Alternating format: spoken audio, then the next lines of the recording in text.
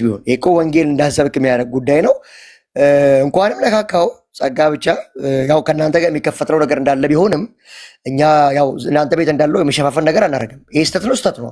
ኦፊሻሊ ከልቪን ያስቀመጡት ቱሊፕ ስተት ነው ብለን የምናምነው አንቀበልም፣ እናወግዘዋለን። አሁንም ይህን ትምህርት ራሱ ሚዲያ ላይ የተወሰኑ ሰዎች እንጂ አዘወል ፔንቴኮስታል ማለትም ኢቫንጀሊካል ሰርክል በዚህ ትምህርት አታምንም ነው የምላችሁ። ለምን? በጣም ቱሊፖቹ የተዘረዘሩ ሲመጡ ሰው እንኳን በአይምሮ ሊቀበለው የማይችል ነው። ፍሪ ዊልን የሚያሳጣ ነው። የሰው ልጅ ነጻ ፍቃድ የለውም። አዲስ ኪዳን ላይ ደግሞ ወደ 215 ጥቅሶች እመን ትድናለህ። ማመን መዳን ከማመን ጋር የተያያዘ ነው። ጸጋውን ሪሲቭ የምናደርገው ፌዝ በሚባል አክሴፕሽን አፕሊኬሽን ነው። ጸጋውን እንደዚህ ዝም ብሎ ሪሲቭ ማድረግ አይቻልም። ማመን አለ። ማመን ደግሞ ሲባል ምን ማለት ነው ሲባል ሰርተን አይደለም 100% ክርስቶስ በሰራው ጽድቅ እኛ ስናምን እንጸድቃለን ብለን ነው። ስለዚህ ቶታል ዲፕራቪቲ አምስቱን የተሸከመው እሱ ነው። የሰው ልጅ አጠቃላይ አልተበላሸም። ፓርሻል ነው፣ ዲፕሪቭ የሆን ነው። ኃጢአት የመስራት ሲንተካፋይ ሆነን እንጂ ፍቃድ የለን አላደረገንም እግዚአብሔር። ስለዚህ ኤፌሶን ምዕራፍ 2 ላይ በኃጢአታችሁና በበደላችሁ ሙታን በነበራችሁ ጊዜ ከክርስቶስ ኢየሱስ ጋር ሕይወት ተሰጣችሁ ማለት አጠቃላይ ብልሹ ነበራችሁ፣ አድኛችሁ አሳመንኳችሁ የሚል አናሎጂ የለውም። በቃ በራሳችን ጻድቅ ልንሆን አንችልም። የክርስቶስ ጽድቅ ያስፈልገናል። ቀደም አንተ እንዳነሳው ሮሜ ምዕራፍ 5:17 ላይ እንዳለው ነው። በአንዱ ምክንያት ሁሉ ኃጢአት ገባ፣ በአንዱ በክርስቶስ ደግሞ ለሁሉ መዳን መጣ ነው። ያን የሚያምን ሪሲቭ የሚያደርግ ይቀበላል። አሁን አብዛኛው ኤቲስቱና ክርስቲያን ያለው ነው ዓለም ላይ በጣም ብዙ ቢሊዮን ነው። ታዲያ ይህ ሁሉ ህዝብ ወንጌልን ሳይሰማ ነው? ሰምቷል። ግን ዊል አለው። ሰምቶ አክሴፕትም ማድረግ መግፋትም ይችላል። ግን ሲገፋው ምን አለ? ኮንሲኬንስ አለው። የሚያምን አሁን ህይወት አለው፣ በማያምን ግን አሁን ተፈርዷል። ሰዎች ክርስቶስን አለመቀበል መብታቸው ነው። ክርስቶስ የሞተው ለዓለም ነው። ባይቀበሉት ግን ምን አለ? ኮንሲኬንስ አለው። ምን? የዘላለም ሞት እሳት አለ ማለት ነው። ስለዚህ አምነን ነው ሄዳነው ድነን ያመንነው ክርስትና ያቆም ነው። በዚህ አጋጣሚ ኦገስቲንን እንደ ቢጊኒንግ ያደርገዋል፣ ኬልቪንም ቢሆን። ነገር ግን ቶታል ዲፕራቪቲ በተአምር የስተት ትምህርት ነው። መቼም ነው ማንቀበለው ሲጀመር። ሚዲያ ላይ ግን በድፍረት መጥተው ኢየሱስ ለማን የሞተው ለተመረጠው ነው የሞተው ብሎ የሚናገሩ አንዳንድ ወጣቶች አሉ። ስለዚህ ይህ ትምህርት ልክ ነህ። ኦኬ ቀጥል አንተ። ባይዘው ቱሊፖቹን በታምር ነው ማንቀበለው። ፓርሻል ዲፕራቪቲ ነው የምናምነው። ኢሌክሽኑ ራሱ ኮንዲሽናል ኢሌክሽን ነው ብለን የምናምነው። አቶንመንቱ ራሱ ሊሚትድ ሳይሆን አንሊሚትድ ነው። ለዓለም ሁሉ ነው ኢየሱስ የሞተው። ግሬሱ ደግሞ ሬዚስተብል ሊደረግ ይችላል። ኢሬዚስተብል ግሬስ አይደለም፣ የምንቋቋመው የምንችለው እንጂ የማንችለው ጸጋ አይደለም። ከዛ ባለፈ ያን ይመስላል ማለት ነው። ተባረኩ። በእንደዚህ አይነት ጉዳይ እንዲህ እንደና አንልም። በቃ ልክ ካልሆነ ልክ አይደለም። እንግዲህ በአኬንደፎር ዛሬ የምታወሩት ቱሊፕ እና ጸጋ ብቻ ስለሆነ ሌላ ጊዜ ወደ እናንተ የምናመጣው ጥያቄዎች ይኖራሉ። ዛሬ ላለመረባበሽ በዚሁ ልጨርስና እናንተ ጋር ደግሞ አንዳንድ ጥያቄዎች ሲመጡ ማታምኑትን አናምንም ብላችሁ ታውዙትን አውግዙ። እሺ፣ እንደዚህ አድርጉ። ተባረኩ። ቀሲስዬ ይሄዱበታል። አንድ እንትን ፈልግ። እሺ፣ ይቀጥሉ። ቆይ እርሱ ይቀጥሉሽ። አይ ጥያቄ ስላለኝ ነው። በእውነት በጣም አሪፍ አሁን የገለጸው ነገር ተመችቶኛል። በጣም ጥሩ ነገር ነው። እንደው ይቅርታ አድርጉልኝና ይህ ፕሮፌት የሚል ስም ያለው ሰው በመጽሐፍ ቅዱስ በመረጃ የሚያወራ ሰው እኔ ባለፈውም ሰምቼዋለሁኝ። ፕሮፌት ሚኪያስ ጥሩ ነገሮች ነው ያወራኸው። በጣም ጥሩ ነገር ነው። ግን አንድ ጥያቄ መጠየቅ ፈልጌ ነው። አንቀበለውም ስትል ቱሊፕ በተመለከተ ምንድን ነው ሪትን የሆነ ዶክሜንት አላችሁ ወይ? አሁን ለማመን እኔ ይቸግረኛል። አሁን እንደ ጴንጤቆስጣል አይቀበሉትም ብዬ ለማለት እኛ ብለህ ስለሆነ ያወራኸው እንዴት ነው ማመን የምችለው? ይሄንን ነገር የተጻፈ ነገር አላችሁ ወይ? እንደ ግለሰብ ካልሆነ በስተቀር ኢንዲቪዥዋል ካልሆነ ለምሳሌ ካልቪኒስቶችም ሆነ የሉተራን ሪትን የሆነ ነገር አላቸው፣ ዶክሜንት አላቸው የሆነ ነገር የምናነበው። እንደ ጴንጤቆስጣል ግን አላችሁ ወይ? እኛ ብላችሁ የምትነግሩን እንድናምናችሁ ማለት ነው። አሁን የተናገርከውን ነገር ሌላው መጥቶ ነገ ሊያፈርሰው ይችላል። ሌላ ጴንጤ ይመጣና እቀበላለሁ ሊል ይችላል። አንድ ነን፣ ምንም ልዩነት የለንም ሲል ልታየው ስለምትችል እኔ ይህንን እንደው ብታስረዳኝ ፕሮፌት። ቴንክ ዩ። እሺ ቀሲስ፣ አንድ ለምሳሌ ሙሉ ወንጌል ቸርች የምታምነው በቶታል ዲፕራቪቲ አታምነው፣ በታምር ነው የማታምነው። የስተት ትምህርት ነው ብላ የምታምነው። ግን ሳሊቬሽን ላይ 5ቱ ሶላዎችን በመቀበል ሁላችንም አንድ ነን። እኛም ባይዘው የተጻፈ ነገር አላት ወይ? እኔ አሁን የጠየቅኩት አሁን ልክ እንደ በጣፈ ስምምነት ወይም ደግሞ እንደ የኢትዮጵያ ሙሉ ወንጌል ቸርች፣ ህይወት ብርሃን፣ ብርሃነ ሰላም፣ ገነት ቸርቾች የሚባሉት አልተሆል ከቃሊው ቸርቾች ያሉት ቸርቾች ሁሉ የሚያምኑት በፓርሻል ዲፕሬቪቲ ነው። በእምነት አቋማቸው ላይ ያለ ኮንዲሽናል ኢሌክሽን ነው። አርሜናዊ ናቸው። ካልቪን ተቃውሞ የተነሳው ሰውዬ ማለት ነው። በእሱ ትምህርት ነው የሚያምኑት አብዛኛዎቹ። ይሄ ደግሞ ሪትን ነው እኮ በጋራ የምታምኑበትን ልትጠቁሙ ትችላለህ። ማነበው መጽሐፍ ቀሲ ግን እዚህ ጋር ይሄ ብርሃንና ሰላም ያልከው ቸርች ግን በፕሮፌቲ እንትን አሁን እዚህ ያልኩ ይሁን ነገር ብርሃንና ሰላም ማተሚያ ቤት ነው ቸርች አይደለም ይለኛል አለ። ግን አንተ ሰውዬ ተው። ብርሃነ ህይወት ብርሃነ ህይወት ነው እንዴ? ኦኬ ህይወት ብርሃን ኦኬ። ብርሃንና ሰላም ኦኬ። እሺ እሺ። አዎ እኔ በጣም እውነት ለመናገር በቅንነት ነው ይሄን የምጠይቀው። እኔ በጣም ስለሚከብደኝ ነው። የሆነ ግለሰቦች አሁን እንደ ግለሰብ ትክክል ነው ፕሮፌት የአብርሃምን የአቤልን እነዚህን ነገሮች ሁሉ የጠቀስኳቸው ነገሮች በጣም አብርሃም ከመጀመሪያው ይሄ በነገራችን ላይ በራባህ 38 ላይ የአይሁድ መጽሐፍ ላይ ራሱ አለ። ይሄ አብርሃም ከዘፍጥረት 12 ከመጠራቱ በፊት ጣዖቱን ሰብሮ ለትልቁ ጣዖት ዱላ አሲዞ አባቱ ታራ ሲመጣ የተሰባበሩ ጣዖቶችን ይሄ ትልቁ ጣዖት ሰበራቸው ብሎ እንዳለው የሚናገረው ታሪኩ በነገራችን ላይ በእኛ ቤተክርስቲያን ትራዲሽን በትውፊት አብርሃም የጣዖት አምላኪ ቤት እንደነበረ ጣዖት ቤት እንደነበረች ይሸጡ እንደነበረ የሚናገረው በአይሁድ መጽሐፍ ላይ አለ ይሄ ታሪክ። ስለዚህ አብርሃም እግዚአብሔርን መፈለጉን በአይሁዳውያንም ትውፊት ላይ በእኛም ቤተክርስቲያን ላይ ይሄ ትውፊት ከአይሁድ ያው ትውፊቱ ከእነሱ የተቀበልነው ነው ኦፍኮርስ ስላለን የአብርሃም እግዚአብሔርን መፈለግ እንደገና ደግሞ በነገራችን ላይ ቅድም አክሊል እናንተ ስትናገሩ እምነት የሚባለው ነገር በራሱ እኮ ከፍቹ መጀመር የለበትም ወይ? አሁን እምነት ጸጋ ነው ለማለት አይደለምም ለማለት እኮ እምነት ምንድን ነው ሲጀመር? እምነት ማመን መታመን ከሆነ እንደዚያ ነው የሚለው። አሁን የጋራ እንኳን መዝገበ ቃላታችን ራሱ የሚናገረው የመጽሐፍ ቅዱስ መዝገበ ቃላት እንደው ቢያንስ በጋራችን እንስማማለን ብዬ ስለማስብ ነው። እምነት ይላል። እምነት ማለት እግዚአብሔር ታማኝ አምላክ በመሆኑ የተነገረውን በፍጹም ልብ ተቀብሎ በእግዚአብሔር የተስፋ ቃል ላይ ማረፍ ነው ይላል። ጢሞቴዎስ 2ኛ ጢሞቴዎስ 3:13 እና ቲቶ 3:8 ይጠቅሳል። አሁን እዚህ ጋር የምናየው በእኛ ቤተክርስቲያንም እምነት ማለት ማመን መታመን ነው። ማመን መታመን፣ የሚታመን አለ የሚያምን አለ። ስለዚህ የሚታምነው እውነተኛ አምላክ አለ፣ የሚያምን ሰው ደግሞ አለ። ስለዚህ እምነት የሚባለው ስጦታ ነው አይደለም የሚለውን ራሱ ስናየው በወንጌል እናምናለን ስንል ወንጌል በራሱ ስጦታ ነው። አዎ ስጦታ ነው። ኦሪት በሙሴ እንደተሰጠ ጸጋና ሞገስ ወይም ጸጋው የተባለው ሕገ ወንጌል በኢየሱስ ክርስቶስ የተሰጠ ነው። ይህ ምንም ጥያቄ የለውም እና እንትን መብራራት የለበትም ወይ ነው። ስጦታ ነው። አዎ ስጦታ ነው። ግን ስጦታ ነው ሲባል ለሁሉም ሰው ተሰጥቶ ሁሉም ሰው የሚድንበት ነው ወይ ማለት ነው ወይ? ጠዋት ላይ የዮሐንስ ወንጌል ምዕራፍ 10ን የሆነ ሰው እየጠየቀ ክርስቶስ እየሰማው ነበር። ለበጎቹ ነው የሞተው ይላል። ለበጎቹ ነው የሞትኩት፣ ነፍሴን ስለ በጎች አኖራለሁ ነው ያለው እንጂ ስለ ሌሎቹ አይደለም ሲል ነበረ። በነገራችን ላይ ይሄ ጥቅስ የሚያሳየው ባጭሩ ነው እኔ በተናግሬ የማቆመው። ይሄ ጥቅስ አዎ እኔ የበጎች እረኛ ነኝ፣ ስለ በጎች ነፍሴን አኖራለሁ ሲል ምን እያለ ነው ሲባል የሞተው ለዓለም ነው፣ ምንም ጥያቄ የለውም። ግን የእርሱ ሞት የሚጠቅመው ለማን ነው? ለሚያምኑበት ነው።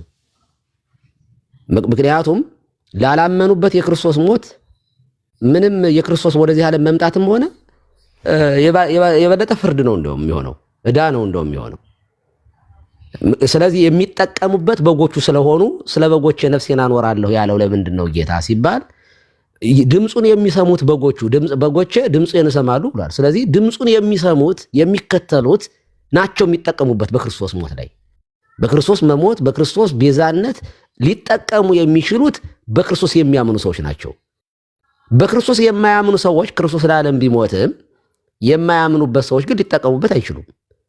ስለዚህ በግ እንደውም እያንዳንዱ ወደ ራሱ መንገድ አዘነበለ ተብሎ ትንቢተ ኢሳይያስ ላይ እንደሚናገረው እንደ በጎች ተቅበዘበዝን፣ እያንዳንዱ የራሱን መንገድ ተከትሎ አዘነበለ። ስለዚህ ይሄ የሚያሳየው የክርስቶስ ሞት በመስቀል ላይ ለዓለም ቢሞትም በሞቱ የማያምኑ በትንሣኤው የማያምኑ በሚመጣው ተስፋ የማያምኑ ሰዎች ስለማይጠቀሙበት የክርስቶስ ሞት ላመኑበት በጎቹ ድምፁን ሰምተው ለተከተሉት ስለሆነ ነፍሴን ስለ በጎች ያኖራለሁ አለ። የእሱ ነፍስ መስጠት ዛሬ ወንጌል ቢሰበክ ኦኬ አልቀበልም ያለ ሰው የሐዋርያት ሥራ ምዕራፍ 2 ላይ እንደምንመለከተው 3000 ነፍሳት ናቸው ተጨመሩ የተባለ እንጂ መላው ዓለም ተጨመረ ተብሎ አልተጻፈም። እዚያ ውስጥ 3000 ነፍሳት ብቻ አልነበሩም በባለ ጴንጠቆስጤ ወይንም በባለ 50 የነበሩት። የተጨመሩት ግን ልባቸው ተነክቶ ምን ተንግበር ምን እናድርግ ወንድሞች ያሉት ግን 3000 ነፍሳት ናቸው። ተጠምቀው እንደዳኑ መጽሐፍ ቅዱስ ይነግረናል። ሪጀክት ያደረጉ የመንፈስ ቅዱስን ጥሪ ጸጋው መጀመሪያ ይመጣል፣ ይጠራል። መንፈስ ቅዱስ ስለ ኃጢአት ይወቅሳል። ከዚያ በሐዋርያት ላይ አድሮ መንፈስ ቅዱስ አስተማረ። እንደገና ደግሞ ወደ ህዝቡ መንፈስ ቅዱስ ደግሞ ልባቸውን ነካ ማለት ጠራቸው። አጽናኙ ሲመጣ ስለ ኃጢአት፣ ስለ ጽድቅ፣ ስለ ፍርድ ይወቅሳል። ስለ ኃጢአት በእኔ ስለማያምኑ ነው ስላለ መንፈስ ቅዱስ እያንዳንዱ ሰው ጋር ይሄዳል። አሁንም እርሱ ሄዶ ጥሪ ያቀርባል። በክርስቶስ እመኑበት የማያምን አይድንም ይላል። ይሄ ጸጋ ነው። በነገራችን ላይ ለሁሉም የተሰጠ ጸጋ ነው። ጥሪው ለሁሉም ነው። ከዚያ ግን እሺ አምናለሁ ብሎ መቀበል ግን የአማኞቹ ድርሻ ነው። ሪጀክት የማድረግ መብት ስላለህ ማለት ነው። ነፃ ፈቃድ የሚለው በራሱ ያው እንግዲህ ነፃ የሚባለው ነገር በነገራችን ላይ በደንብ መታየት አለበት። ፈቃድ ነው ያለ ነፃ ፈቃድ የሚል ያው ክርክሮች አሉ። ነፃ ነን ወይ ሙሉ በሙሉ እንደው እያንዳንዱ ነገር ነፃ ነን አምላክ እንሁን ብንል እንሆናለን? ነፃ የሚለው በአውድ መታየት አለበት። በእርግጥ ፈቃድ ግን አለን። ከመዳንና ካለመዳን የተነሳ ሰው ሙሉ የሆነ ፈቃድ አለው። ነፃ ነው። የወደደውን የመምረጥ ነፃ ፈቃድ አለው። ለዚያ ነው ክርስቶስም የሚፈርድብን እኮ ባልሰጠን ነገር ስለማይፈርድብን ማለት ነው። እና አይ ቲንክ አጭር ነገር እናገራለሁ ብዬ አስረዘምኩኝ መሰለኝ፣ ረጅም ሰዓት ስለጠበቅኩኝ ነው። ስለዚህ ፕሮፌት ወደ መጨረሻ ጥያቄን አቅርቤ ለማቆም ያክል እኛ ሪትን የሆነ ነገር ይዘን ዶክመንት አለን ክሌም የምናደርገው የአባቶችንም ቅድም አሁን አክሊል ሲናገር እንደነበረው ዮሐንስ አፈወርቅን ይናገራል እኮ አሚንስ መሰረቲቱ ካላን የህንጻ ወንድቅ ምንቱ የሚለው ዮሐንስ አፈወርቅ በደንብ የሚጠቀስ ነው። እምነት መሰረት ነው፣ ሌሎቹ ጣሪያና ግድግዳ ናቸው የሚልበትም አለ። ስለዚህ ምንድነው አሁንና ወይ አባቶችን እንዳትጠቅሱ እገሌ የሚባልና አባት በቋሚነት ሙሉ ትምህርቱን እንቀበላለን አትሉም፣ ወይ ደግሞ የሆነ ኮንፌሽንን ያንዱን ወይም የጆን ካልቪንን ወይም ደግሞ የሉተራንን የሆነ ያንዱን ወይ ዝንግልን የሆነ ነገር እንዳትቀበሉ ብዙ ናችሁ። ስለዚህ በምን መስፈር እንዴት ለእልመናችሁ እኔ አሁን እንደዚህ ያምናሉ ጴንጤቆስጣሎች ይሄንን አይቀበሉም ለማለት ፕሮፌት ሚክያስ አይቀበልም ማለት ይቻላል ስለሰማሁህ። ጴንጤቆስጣል ግን እንዴት ልናገር እችላለሁ እንዴት ልደፍር እችላለሁ የሚለውን ብትመልስልኝ ነው። ቴንኪው አመሰግናለሁ። በመረጃ ግን ቢሆን ጥሩ ነው። እሺ ቀሲስ ቀደም እንዳልኩት ነው። እኔ ከስር ልሆን አባቴ ይፍቱኝ ባርኩኝና ወርጄ ከስር ልቀመጥ። ገብረ ሚካኤል እግዚአብሔር ባርክ፣ እግዚአብሔር ጠብቅ እና አሰምሮ ወንጌል ቸርች እኔ ማቀው አርሜን ትምህርት ነው የምትደግፈው። የቸርች አፖስቶሊክ እኮ ያው የቸርች ትምህርቶች አሉ፣ ግን አሁን ፍሪ ዊል የተወራ ስለሆነ ጉዳዩን በደንብ አናሰፋው። በቃ ፍሪ ዊል ቶታል ዲፕሪቭ አልሆነም ሰው ነው። የት ቸርች በተለይ ሙሉ ወንጌል ቸርች የምታምነው በዚህ ነው። ህይወት ብርሃን ከቃለ ሕይወት ውጭ ያለው ብያቸዋለሁ። ኢትዮጵያ ውስጥ ያሉ ቻፕሎች ሁሉ የሚያምኑት ፓርሻሊ ነው ከሉትራኖች ውጭ ማለት ነው። ከዛ ባለፈ ኮንዲሽናል ኢሌክሽን ኢየሱስ ያለ ዓለም ነው የሞተው አንሊሚትድ አቶንመንት ነው ብሎ የሚያምኑት ግሬሱም ሬዚስተብል የሚደረግ ብላ ብሎ ወንጌል ቸርች ታምናለች። ምንድነው እኔ ፕሮቴስታንቶች የሚል ክሌም እኛ በቶታል ዲፕሪቭ አናምንም። ስለዚህ ይሄ ነገር ልክ ልዩነታችን እንትን ተደርጎ አሰምሎ ወንጌል ቸርች በፓርሻል ነው የምታምነው። ስለ ፍሪ ዊል እየተወራ ስለሆነ የገድ እንትናን ፋዘር ክሌም አድርጋለች አላረገችም። አዎ የምትቀበላቸውን ትቀበለች፣ ማትቀበላቸው አትቀበልም። ግን ፍሪ ዊል ላይ ሲመጣ የሰው ልጅ ነጻ ፍቃድ አለው። ኢየሱስ ለዓለም ነው የሞተው ብላ አምስቱንም የኬልቪንን ቱሊፕ ተቃውማለች። አርሜንስም ሲነሳ አምስቱንም ቱሊፖቹ ተቃውሞ ቶታል ዲፕራቪቲ ሲል ፓርሻል ነው ብሎ ነው ያስቀመጠው። አንሊሚትድ ኢሌክሽን የሚለው ኮንዲሽናል ኢሌክሽን ብላ ያስቀመጠው አርሜንስ፣ ሊሚትድ አቶንመንት የሚለው ኖ አንሊሚትድ ነው ለዓለም ነው ብሎ ያስቀመጠው አርሜንስ ሲመጣ ኢሬዚስተብል ግሬስ ነው ሊቃወሙት አይችሉም ሲል አይ ሰዎች ሊቃወሙት የሚችሉት ነው ሬዚስተብል ነው ብሎ መጣ። ፕሬዘንት ኦፍ ዘ ሲንስ የሚለውንም ደግሞ ኖ ኮንዲሽናል ሰው ሊከዳ ይችላል ብሎ አርሜንስ እንደመጣ እናውቃለን። ይህን ደግሞ ብዙ አብያተ ክርስቲያኖች የሚቀበሉት ነው። ባክ ኤንድ ፎርዝ ሲሆን ግን ልክ እኛ ልዩነታችን ላይ ሲነሳ ይሄንና ምንም ይሄ ልክ አይደለም ብለን እንደምንመጣው አኬዋ ለአንተ ሰጥቼ መውጣው ነገር ቢኖር ምንድነው እናንተ ጋርም አንዳንድ ነገሮች እኮ አሉ። እነዚህ ነገሮች ግን ሸፋፍኖ ማለፍ ጥሩ አይመስለኝም። ሁሉም ስለሚያነብ ሁሉም ስለሚያውቅ በዚህ ጊዜ አሁን ኢየሱስ ክርስቶስ በስጋው ፍጡር ነው አይደለም የሚለውንም በትፈቱ እናንተም ጥሩ ነው። ቤተክርስቲያን ተሳሳተልሽ ያሳሳተ የሚለውንም ነገር በቃ መጨካከል ነው። ምንም ማድረግ እኮ አይቻልም። መወያየት ማርያም ጥንት አብሶ አለባት የለባትም የሚለውንም በትፈቱ ጥሩ ነው። ለመሰላችሁ ወደ እናንተም ሰዎች እንትን ለማለት አንዳንድ ኮንፊውዝ የሚያደርጉ ዶግማዊና ኢንሴንሻል ነገሮች ስላሉ ሁለት ባህሪ አንድ አካል በአንድ ባህሪ የሚለውን እሱንም በቃ መጨከን ወንድም ላይ እኔ አሁን ካልቪኒስቶች ላይ ጨክኜ ነው የማወራው። ምንም ማድረግ ስለማይችል በትምህርቱ አላምንም። እነዚህ አራቱ ያነሳሁትም ጥያቄ ጨከን ብላችሁ እንትን በትሉ ከዚህ ፊት አንተና ታላቁም ትንሽ በአንዳንድ ዲቤት ላይ አይቻለሁ። በቃ ጨከን ተባባሉ፣ ተወያዩና አንድ ነገር ይዛችሁ ብትመጡ አሪፍ ነው። ተባረኩልኝ። አኬዋ ይቅርታ፣ አንዲት ነገር አክሊል፣ ቆይ አንዴ። በነገራችን ላይ ይችን ነገር ደጋግማችሁ ስለምታነሱት ነው። ቀሲስ እኔ ብሄድበት ደስ ይለኛል። ልመልስ አይደለም አንተ ነው የምትሄድበት። በነገራችን ላይ እኔም አፌክት ያደርገኛል እና እኔም ብሄድበት ደስ ይለኛል ለወንጌል ስለሆንኩኝ። እሺ ለወጣ ስለሆነ እኔ ጋር ስለመሸ ነው። በጣም ይቅርታ። ደጋግማችሁ ክሌም ስለምታደርጉት ነው። ባይዘው ይሄ እንደዚህ የግለሰብን የዶሚኔሽኑን ለማጣጣት የሆኑ አክሊልና ቀሲስን ወይም ታላቁንና የሆነ ሰው ስታመጡ ብዙ ጊዜ ያለው በጣም ይገርማል። እና ፕሮፌት እዚህ ጋር በጣም ማወቅ ያለባችሁ ሌሎችም ፕሮቴስታንቶች፣ እኛ የምንነጋገረው በአንዲቱ ቤተክርስቲያን ውስጥ የልጆቿ የእውቀት ልዩነት ይኖረናል። ሁልጊዜም አለ። አንዱ የማይረዳው አንዱ የሚረዳው ነገር ይኖራል። እንደ ቤተክርስቲያን ግን ትምህርቱ አንድ ነው፣ እንድታውቁት ነው። አንድ ትምህርት ነው ያላት ቤተክርስቲያን፣ አንድ ትምህርት ነው ያላት። ነገር ግን እኔ የማላውቀውን እንትን አክሊል ሊያውቅ ይችላል፣ አክሊል የማያውቀውን እኔ ላውቅ እችላለሁ።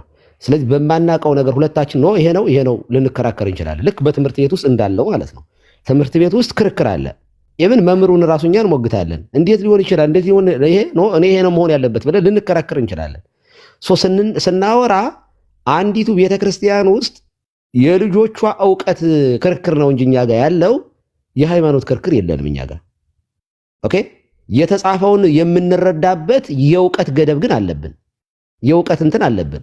እንደ ዲኖሚኔሽን አድርጋችሁ የምታመጡት ነገር በጣም ስለሚያስቀኝ ነው። እንደ ቤተ እምነት ማመንና እንደ ግለሰብ ማወቅ በጣም የተለያየ ነው። መቼም በግለሰብ ደረጃ እውቀታችን እኩል ሊሆን አይችልም። አንዱ በጣም ማቹር ሊሆን ይችላል፣ ብዙ አንባቢ ሊሆን ይችላል። አንዱ ደግሞ ንባቡ ጎጭ ሊሆን ይችላል፣ በጣም አነስ ያለ ሊሆን ይችላል። ልክ የትምህርት ፊልዳችንም የተለያየ ሊሆን እንደሚችል አንዱ የአዲስ ኪዳን ትርጓሜ መምህር፣ አንዱ የብሉይ ኪዳን፣ አንዱ ደግሞ በቴዎሎጂ በሌላ እንደዚህ ያለ ሰው ሊሆን ይችላል። ስለዚህ እነዚህ ሰዎች እውቀት ላይ ሲያወሩ የሃይማኖት ልዩነት አድርጋችሁ የምታወሩት ነገር እውነት ለመናገር ሞኝ ናችሁ መሰለኝ። እንደዚህ ያለ ነገር እኛ ጋር እንደሌለን እንድታውቀው ነው። ቴንኪው። ቀጥሎ አክሊል። እኔ ግን ልሰናበታችሁ፣ ሚድናይት ሆኗል። በጣም ይቅርታ። እሺ ቀሲ መልካም ያክብርልን። ሲሶ ሰላሙን እናመሰግናለን። ሲሶ ስም አታጥፋ ከዚህ በኋላ ኖ ሞር ስም ማጥፋት እና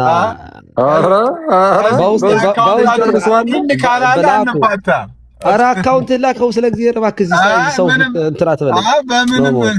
ፕሮፌትን ጠይቀውትን ቢሆኑ ይላኩኛ። አይ ይሄንን ሳቅህን እንዴ ፕሮፌት የት ሄደ? ፕሮፌትን አስገቡት እንጂ አስገቡት። ፕሮፌትን አካውንታችን ከፕሮፌት ላይ ይሰድ። ቀሲስዬ ሜሮን በጣም ሆት ነበረች። በጣም አሁን ሰሞኑን ጥሩ ነገር እያየሁባት ነው። እግዚአብሔር በሚያውቀው በጣም ጎበዝ ልጅ ናት። በጣም የምትረዳ ልጅ ናት። በርቻ አይዞሽ ከወንድሞች ጋራ ሳይወጡ ማለት ነው። ከሱ ጋር ከተቀጠያለሽ ሜሮንዬ እኔ ጋር ቤት ስከፍት እኔም ጋር እንትን አደረግሽ። ቆይ እንትን ይሄ ፎሎ ላድርግሽ። ቆይ አንቺ ኦኬ አላረግሽኝም። መጀመሪያ አንቺ አድርጊ። እሺ አረጎታለሁ። አርጊዎት ነበረ ጠፍተው ነው። እኔ እዚህ ሀገር ነው ያለሽው ሜሮን? ሜሪዬ እኔንም አላረግሽኝ። በጣም ጥሩ ፎሎ አድርጊኝና በውስጥ ጽፍልሻለሁ፣ ስልክሽን እቀበላለሁ። ብዙ ጊዜ እኔ ላይቭ የማልገባው ረዥም ሰዓት ለመቆየት ጊዜ ስለማላገኝ በጣም ስለምቸገር ነው። እና ባገኘሁት አጋጣሚ እዚያ ቤትም ስገባ አንዳንዶቹ ኧረ እባክዎት አይግቡ፣ ኧረ እባክዎት እንደ ሲሳይ ተጨፈጨፍኩ እኮ በቃ አልተረፍኩኝም። እና እኔ በቅንነት ለማወቅና ለመረዳት ለማስረዳትም የምጥር ሰው ነኝ። በዚህ አጋጣሚ አምሶሪ አንዳንድ ምዕመናን በጣም ስትሳቀቁ አካክሊል ጀምሮ ማለት ነው እንደው ባይገቡ ሲል ሰምቼዋለሁ። አክሊልም እና እኔ ደስ እያለኝ ለማውራት ነው የምገባው። ለማንኛውም አምሶሪ በእውነት ክህነቱን በጣም ለክህነቴ በጣም ትልቅ አክብሮት አለኝ። በጣም በጥንቃቄ በዚህ አጋጣሚ የምነግራችሁ በጥንቃቄ የምኖር ሰው ነኝ። መድኃኒዓለም በሚያውቀው ግብዝነት አይደለም። በጣም ለራሴ ቫልዩ እሰጣለሁ። ሙቼ እንኳን የሚነበበው ህይወት ታሪኬ በጣም የሚያሳስበኝ ሰው ነኝ። ሲሪየስሊ በጣም በጣም በጣም ተጠንቅቄ ነው የምኖረው በህይወቴ ውስጥ። ጻድቅ ነኝ ቅዱስ ነኝ እያልኩ አይደለም እና ለክህነቴ በጣም ትልቅ አክብሮት ነው ያለኝ። ታዲያ ግን በጣም በወንጌል ጉዳይ ለማውራት በጣም ደስ ስለሚለኝ እዛም ቤት የምገባው እንደው ጥሩ እንደ አሁን ኤፍሬም ከኔ ጋር በጣም ጥሩ የሆነ እንትን ስለነበረ ነው ቤቱ የገባው። በኋላ ሌሎቹ ናቸው የረበሹት እና ሶሪ አይግቡ በጣም ብዙ ኮሜንት ስለሚደርሰኝ ባዘር አድርጊያችሁ ከሆነ ምዕመናን በጣም ይቅርታ ለማለት ነው። ቴንኪዩ ሜሮን ቴክስት አድርግልኝ ስልክሽ እንደውልሻለሁ። ቴንኪዩ ባይ። እሺ ቀጥል። እሺና እኔ አንድ እንትን መግለጫ የኛን መስጠት ፈልጋለሁ ጊዜ ከሰጣችሁኝ 1-2 ደቂቃ። ከዛ አሁንም በተነገረው ላይ ሀሳብ አለኝ። በሙሉ ወንጌል መግለጫ አላት የተባለው ላይ እኔ በደስታ አንድ አክሊል ብሎ የጠየቀኝ ስላለ 2 ደቂቃ ብቻ ሜሪ በጣም ይቅርታ አድርጊልኝ ነው። አክቹሊ እውነቱን ለመናገር እንትና አሁን ቀሲስ የተናገሩት ነገር ስላለ ከሱ የተለየ ነገር አልናገርም። እኔ ያንኑ ነገር ለመናገር ነበረ ያሰብኩትም። ምንድነው እሱም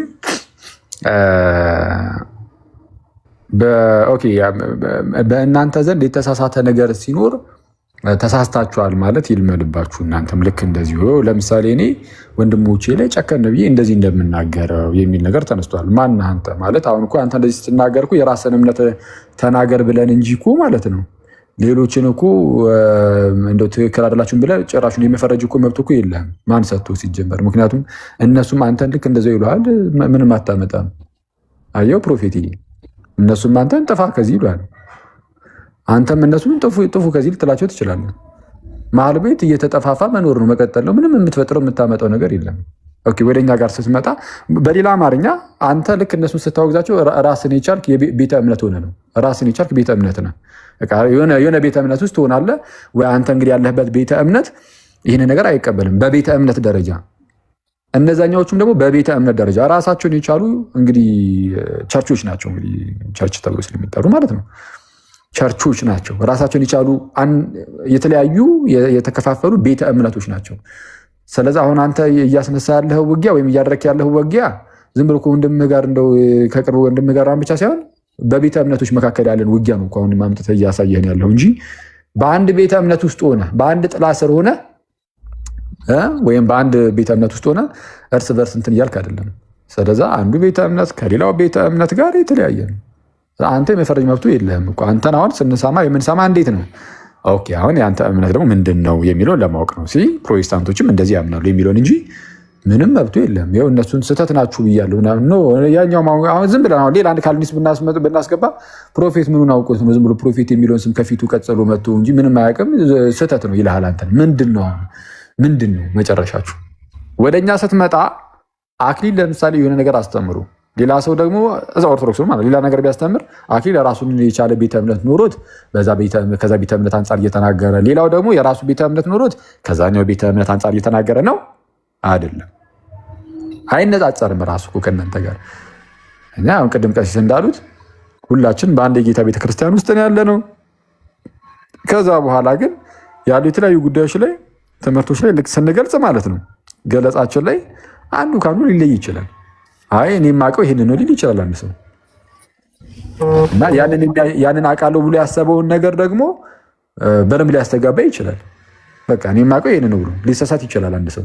እኔም ሊሆን ይችላል፣ ማንኛውም ሰው ሊሆን ይችላል፣ ሊሳሳት ይችላል።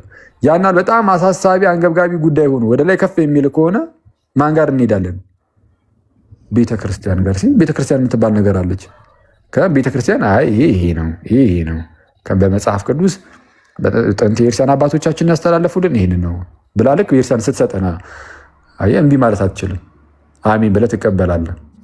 ከተሰጠህ ከመጽሐፍ ቅዱስ ከአባቶች ከተሰጠ በቃ አሚን ነው እንጂ ተከፋፍለ የራስን ቤተ እምነት ይዘህ መዋጋትማ እሱማ ቀላል እኮ ነው።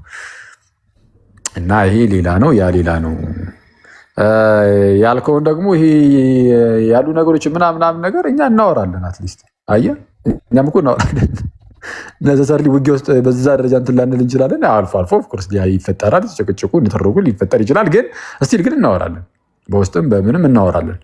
እያወራን እዚህ ጉዳይ ላይ ከምን አንጻር ይታያል ይሄ ጉዳይስ እስቲ በደንብ እንየው ምናምን እያለን እናጠናለን። የሆነ መጽሐፍ ሼር እየተደራረግን እናነባለን። ምክንያቱም በአንድ ክርስቲያን ውስጥ ነን። የእናንተ ግን ኦልሬዲ አንዱ የሆነ የራሱ የሆነ ትውፊት አለው። በቃ ይሄ ነው ብሎ ትክክል ብሎ የራሱን የቻለ በቤተ እምነት ደረጃ አለው። ሌላኛው በራሱ የራሱን የቻለ የቤተ እምነት እንደዚህ አይነት ነገር አለው እና ሁለቱ ይለያያል። እሺ ሜሪ ቀጥ አጠራርጌ ለመጨረስ ሞክራል። ብዙ ስለቆየሁኝ ሳይወጣ ልጠይቀው ፕሮፌትን የፈለግኩት ነገር ነበረ። ምክንያቱም እኔም የሙሉ ወንጌል ነው የተወለድኩትኝ በዛች ቤተክርስቲያን እና በዛች ቤተክርስቲያን መግለጫ ሲሰጥ ምናምን አይቻል አቅም ኦፍኮርስ ላይ ግን እንደዚህ አትመኑ ይሄ ነው እምነታችን የሚል ዶኪመንት ለቤተክርስቲያን ተነቦ ኦርጃን ካልቪንን አትቀበሉ ይሄኛው እንትን ነው አይባልም። ቤሲክሊ ሰው ልጅን ታስተምራለች፣ ታስጠምቃለች። ከዛ በዛች ቤተክርስቲያን ደግሞ ሰዎች በየእሁድም በየሮብ በየአርብም እየሄዱ ይጸልያሉ። እሁድም ደግሞ ያው አገልግሎት አለ። ከዚህ ውጪ ታቃወማለች። ይሄንን ሪጀክት ያደረገችው ትምህርት ነው የሚለው ግን ኬት እንደመጣ እኔም ስላላወቅኩኝ በዶኪመንት ቢያሳየን ጥሩ ነበረ። ከዚህ እሱ ደብዳቤ ወር ዶኪመንት እኔ አልደረሰኝም። ምክንያቱም እኛ እናምናለን መጽሐፍ ቅዱስ ነው ምሪታችን፣ እግዚአብሔር መንፈስ ቅዱስ ይገልጽልናል። ከዛ በምንረዳበት እንረዳለን። ኦብቪየስሊ ኦልድስ ዲኖሚኔሽንም የመጡት ማጆሪቲ ኦፍ ዘ ታይም በዚህ እንደሆነ ግልጽ የሆነ ነገር ነው አይደል እንዴ? እናውቃለን። ግን ጠቅልሎ ይሄንን ትቃወማለች ቤተክርስቲያን ይሄኛውን ትቃወማለች ሲባል በዶኪመንት ደረጃ አለ ወይ ነው። ምክንያቱም እኔ እንደዚህ አይነት ነገር አንብቤም ሰምቼም አላውቅም። ቢካዝ እኔ የፕሪዴስቲኔሽን አማኝ ነኝ። እንዴት ነው የሆንኩት? መጽሐፍ ቅዱስን ስለምከተል። ስለዚህ ሁሉንም እንደዛ መጨፍለቅ አይሆንም። ግን አንድ አጠር ያለች ስለ ፕሪዴስቲኔሽን ኦር ስለ ነጻ ፍቃድ 1-2 ደቂቃ ማስረዳት ስለፈለግኩ ነው እድሉን ከሰጣችሁኝ። ከዛ ለሐዋርያ 2 ጥያቄ አለኝ። አንዱ ጥያቄ ስለፈጠረሽ ማለት እኮ አንድ ስለፈጠረሽ ማለት ተቀድሮ እንደዚህ ተወስኖብሽ ነው ሐዋርያ እንድትይ እና ከቁጥጥርሽ ውጭ ሆኖ ከሆነ እንደዛ ሆኖ ተንገሪ ብያለሁ። እግዚአብሔር እንደለ እንጂ ይሄ እያወራው ስለሆነ ነው። እሺ ይቅርታ አኬን ታችን ይቅርታ አይገርምም? ረሳሁ። እሺ እግዚአብሔርን አስቤው አይደለም። እሺ ስለዚህ ስለ ፕሪዴስቲኔሽን ከካልቪኒዝም ፐርስፔክቲቭ መረዳት አለባችሁ ብዬ አምናለሁ። ማለት ሁሉም ሰው እየመጣ የለም ይላል፣ ግን ከራሱ ተነስቶ እየተናገረ ይመስለኛል። ማለት ሙሉ መጽሐፍ ቅዱስ ቤሲክሊ አዲስ ኪዳን በተለይ የጳውሎስ ትምህርቶች የሚያስረዱት ፕሪዴስቲኔሽንን ነው። እሱ ብቻ ሳይሆን አዲስ ብሉይ ኪዳንም ማለት ነው። ስለዚህ ምን ማለት ነው ፕሪዴስቲኔሽን ስንል? እኛ የምናምነው መዳን በመጀመሪያ የእግዚአብሔር ስራ እንጂ የሰው ስራ አይደለም ብለን ነው የምናምነው። ቤሲክሊ ዊር ሴይ ምን ማለት ነው? ያህም ደግሞ ሰው በኃጢአቱ ወድቆ ስለነበረ በራሱ ኃይል ወደ ክርስቶስ መምጣት አይችልም። 4 ነጥብ። ስለዚህ በራሳችን ካልመጣን ዊር ፕሪዴስቲንድ ወር ተወስነናል ማለት ነው። ስለዚህ አብ መጀመሪያ መሳብ አለበት። ኦኬ ፕሪሬኩዚቱ እኛ ሳንሆን አብ ነው። ከዛ ምን ማድረግ አለበት? ልብን መክፈት አለበት። ይሄን ካልሆነ እኛ ምን የምናደርገው ነገር የለም። ከዚያም ሰው በእውነት ወደ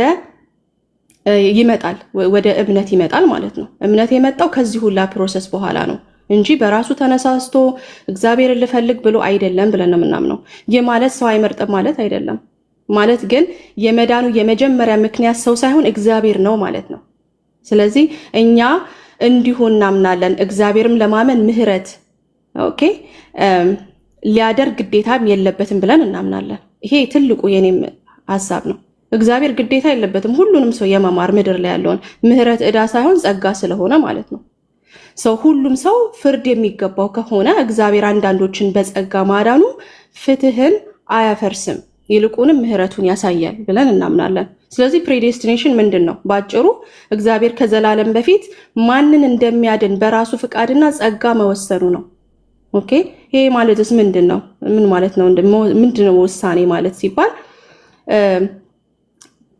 መዳን በሰው ብልህነት አይጀምርም፣ በሰው ጥረት አይጀምርም። ኦኬ በሰው ራሱ ማሻሻል አይጀምርም።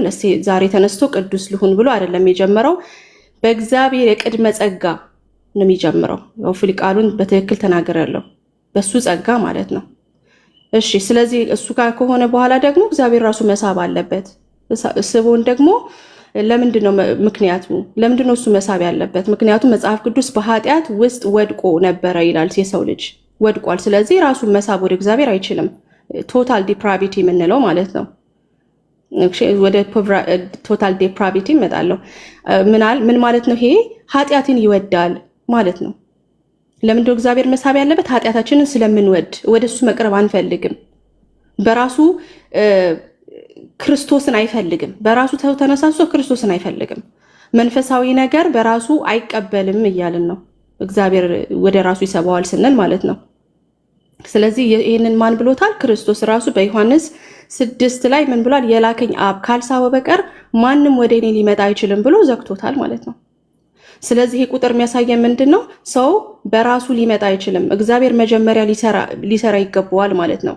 እግዚአብሔር ልብን ሊከፍት፣ ሰው ደግሞ በእውነት ሊቀበል ሊመጣ ይገባዋል ማለት ነው። ስለዚህ ይሄ ማለት ደግሞ ፍሪ ዊል የለም ማለት ነው ብላችሁ ጠይቃላችሁ። ታዲያ ፍሪ ዊል የቱ ጋር ነው? አዎ ፍሪ ዊልን 100% አንክድም። ኦኬ ሰው ይመርጣል፣ ይፈልጋል፣ ይወስናል፣ እናምናለን። እኛም ግን የወደቀ ሰው ፈቃድ በኃጢአት ምክንያት ተገድቧል ብለን እናምናለን። ነፃ ፈቃዱ ኦኬ ማለት ምን ማለት ነው? ሰው የሚፈልገውን ይመርጣል። ኦኬ ግን በተፈጥሮ ክርስቶስን አይፈልግም።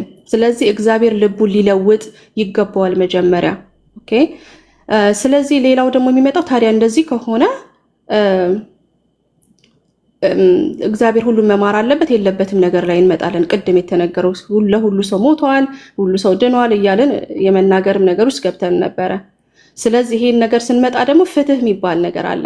ፍትህና ምህረት የተለያዩ ነገሮች ናቸው ብለን እናምናለን። እንደ ካልቪኒስት ቪው ተቀባዮች ማለት ነው። 100% እንትንም ባልለው በፕሪዴስቲኔሽን እገናኘዋለሁ ካልቪንን ማለት ነው። ፍትህ ማለት የሚገባውን መስጠት ማለት ነው። ኦኬ ምህረት ማለት ደግሞ የማይገባውን በጸጋ መስጠት ማለት ነው። ሁሉም ኃጢአተኛ ከሆነ ብለን ካመንን ማለት ነው ሆፕፉሊ እናምናለን ሁላችንም ኃጢአተኞች እንደሆነ የሚገባን ፍርድ ነው ብለን ማመን አለብን ማለት ነው። ስለዚህ እግዚአብሔር ሁሉም በፍርድ ቢተው ፍትህ ነው። እስቲል ሁሉንም በቃ ወደ ሲኦል ልላካቸው ቢል ፍትሃዊ ነው። እኛ ምናምነው እንደዛ ነው። ከዛ አንዳንዶቹን ከዛ ውስጥ ደግሞ ቢያድን ይሄ ደግሞ ጸጋ ነው ብለን እናምናለን። ለዚህ ነው ፌር ነው ፌር አይደለም ብለን ማንጠይቀው። ስለዚህ ምንድነው ቤሲክሊ የሚያሳየን ማንንም የማዳን ግዴታ የለበትም ነው። እግዚአብሔር ማንንም ሰው የማዳን ግዴታ ሳይሆን የራሱ ውዴታ ነው። ምክንያቱም ሰው ሁላ በኃጢአት አድቋል፣ በተፈጥሮ ከእግዚአብሔር ተለይቷል። እግዚአብሔርን ለማዳን ደግሞ ግዴታ የለበትም ብለን ስለምናምን ማለት ነውና ጥሪው ላይ ጥያቄ አንስታችሁ ነበር። ስለዚህ ሰው ሲጠራ ሪጀክት ያደርጋል አያደርግም የሚባለው ላይ ስትመጡ እኛ በምን እናምናለን? ኢሪሲስቲብል ግሬስ ነው። ሁለታዊ ጥሪ እናምናለን። ውጫዊ ጥሪ የሚባል ነገር አለ፣ ውስጣዊ ጥሪ የሚባል አለ። ኦር ደግሞ ኢፌክቲቭ ኮሊንግ የምንለው ማለት ነው። ስለዚህ ውጫዊ ጥሪ ምንድን ነው? ይህ ወንጌል ሲሰበክ ለብዙ ሰዎች የሚሰጥ ጥሪ ነው። ቤሲክሊ ሁሉ ሰው ይሰበክለታል። ይሄንን አልፈልግም የማለት ከፈለገ የመቀበል ይሄ መብቱ አለው። ጥሪውን ሪጀክትም አክሴፕትም የማድረግ ማለት ነው። ለምሳሌ ወንጌል ተሰበከ፣ ሰውየው ይሰማል፣ ግን ልቡ ጠንክሮ አልቀበልም ማለት ነው። ስለዚህ እየመረጠ ነው ማለት ነው። ይህን መቃወም ይቻላል። የሰው ልጅ ይህን መቃወም ይችላል። ውስጣዊ ጥሪን ግን መቃወም አይችልም ብለን እናምናለን። ኢፌክቲቭ ኮሊንግ የምንለው ማለት ነው እንደ ካልቪኒዝም ትምህርት። ይህ ማለት ምንድን ነው? እግዚአብሔር በመንፈስ ቅዱስ ልብን ሲከፍት የሚያደርገው ጥሪ ነው። ይቅርታ፣ ውስጣዊ ጥሪ የምንለው ማለት ነው። ይህ ጥሪ ሰውን በግድ እንደ ሮቦት አይጎትተውም። አሁን እዚህ ጋር ስትል ታዲያ እንደ ሮቦት ተጎትቼ ነው የሄድኩት ታዲያ የሚባል ነገር ስለሚነሳ፣ ነገር ግን ምን ያደርጋል? እግዚአብሔር ልቡን ይለውጣል እና ሰውየውን በእውነት ክርስቶስን እንዲፈልግ ያደርገዋል። ስለዚህ ምንድነው ፍላጎቱን ኦልሬዲ ስለጨመረብኝ እሺ ስል ተገድጄ አይደለም፣ ሮቦት አይደለሁም ማለት ነው። ምክንያቱም ልቤ ስለተቀየረ ነው እሺ ያልኩት። ስለዚህ ሰው ልጅ ውጫዊ ጥሪ ሊቃወም ይችላል ብለን እናምናለን። ነገር ግን እግዚአብሔር በልብ ውስጥ ምንድን ነበር የፈለኩት በኃይል ሲሰራ ያ ጥሪ ሰውን በእውነት ወደ ክርስቶስ ያመጣዋል። ያንን እምቢ ማለት አይችልም ማለት ነው። ስለዚህ መቃወም ይችላል ወይ ስንል ውጫዊውን ይችላል፣ ውስጣዊውን ግን አይችልም። ምክንያቱም እስከ መጨረሻው እምቢ ብሎ ሬዚስት ሊያደርገው አይችልም ብለን እናምናለን ማለት ነው። እና ይሄው ነው ጥያቄን ከመጠየቄ በፊት ግን አንድ የተነሳ ጥያቄ እንትን ነበረ በአብርሃም ተነስቶ ነበር። እሺ እችን ብቻ አንድ ደቂቃ አንድ ደቂቃ አብርሃም ተነስቶ ነበር በፕሮፌት እና እኛ አንቀበልም። ምክንያቱም የኦልድ ቴስተመንት የሆኑ ቅዱሳን እንዴት ነው ታዲያ የዳኑት? እነሱ እኮ እሺ ብለዋል ምናምን የሚባል ነገር ተነሳ። አመነ፣ አብርሃም አመነ ጽድቅም ሆኖ ተቆጠረለት የሚለውን ጥቅስም ይዞ መጥቶ ነበር ፕሮፌት። ግን አብርሃምን የጠራው እሱ አብርሃም ነው ራሱ የሄደው ወይስ ደግሞ እግዚአብሔር ነው የጠራው ስንል ዳይሬክትሊ እግዚአብሔር ነው አብርሃምን የጠራው። ለምሳሌ ዘፍጥረት 12:1 ላይ ስንሄድ እግዚአብሔርም አብርሃምን አለው ከአገርህና ከዘመዶች ከአባትም ቤት ውጣ ወደማሳይህም ምድር ሂድ ያለው እግዚአብሔር ነው እንጂ አብርሃም ፈልጎ አይደለም። እግዚአብሔር ነው የተናገረው። ገባ? ከዛ ደግሞ ኢሳይያስ 51:2 ላይ ስንሄድ ምን ይላል? አባታችሁን አብርሃምን ተመልከቱ እኔ ጠራሁት ብቻውንም ነበረ ይላል። ጠራሁት፣ ጥሪው የማን ነው? የእግዚአብሔር ነው። እንደገና እንደምታውቁት በህልምም ተገልጦለታል። እና ብዙ ነቢያትን ስናይ ከዳዊትም ጨምሮ ሁሉንም እግዚአብሔር መጀመሪያ ልባቸውን ስለለወጠ ነው እንጂ እግዚአብሔርን የፈለጉት እነሱ በራሳቸው ተነሳስተው አይደሉም ብለን እናምናለን ማለት ነው። ስለዚህ ሆፕፉሊ ፕሪዴስቲኔሽን እና የእግዚአብሔር ምርጫ ፍትሐዊነትና ምህረቱ ገብቷቸዋል። ሁለት ጥያቄ ያለኝ ግን እዚህ ያልኩት ነገር ላይ ሀሳብ ካለ ቀጥል። አኬ ሐዋርያ እሺ፣ እንደ ሮቦት አይደለንም ለተባለው በመለወጥ ሰዓት እንደ ሮቦት ናችሁ ወይስ አይደላችሁ? በመለወጥ ሰዓት ነው ያልኩት፣ ከተለወጣችሁ በኋላ ሳይሆን በመለወጥ ሁኔታ ውስጥ እንደ ሮቦት ናችሁ ነው የምትለወጡት አይደለም? እሺ በሕዝቅኤል ምዕራፍ 36 ቁጥር 26 ላይ እንደተናገረው አዲስ ልብን እሰጣቸዋለሁ አዲስ መንፈስንም በውስጣቸው አሳድራለሁ ሲል ይሄ የእግዚአብሔር መለኮታዊ ስራ ነው። በዛ ሰዓት እንግዲህ የሚለውጠው ነገር አለ እንዳልከው። በዛ ሰዓት እንደዛ በምትለወጡበት ጊዜ እንደ ሮቦት ናችሁ አይደላችሁ? እኛ አይደለንም፣ እግዚአብሔር ነው ልቡን አዲስ ልብ። ስለዚህ አሮጌ ልብ ድንጋዩን ልብ አውጥቼ አዲሱን እሰጣለሁ ሲል እንግዲህ ቀይሯል። እንግዲህ አኩሳ ምን እናድርግ ማለት ኩሳ እንደዛ ማለት ነው አይደለ? ስለዛ ከእናንተ ምንም ስለማታደርጉ እንደ ሮቦት ነገር ናችሁ ማለት ነው። በዛ ሰዓት እግዚአብሔር ሮቦት እንዴት ሊሆን እንችላለን? አይ ሮቦቱ ምንም አያደርግም። ልክ ምንም የማያደርግ ማለት ነው። ሌላ ሮቦትን ያው ፕሮግራም እንደሚያደርገው ምናምን በቃ የሆነ ሌላ አካል ነው። ሮቦት ግን ምንም ማድረግ አይችልም። እንደተደረገው ነው የሚሆነው። በመለወጥ ሰዓት እንደ ሮቦት ናችሁ የእናንተ ነው አይደለም?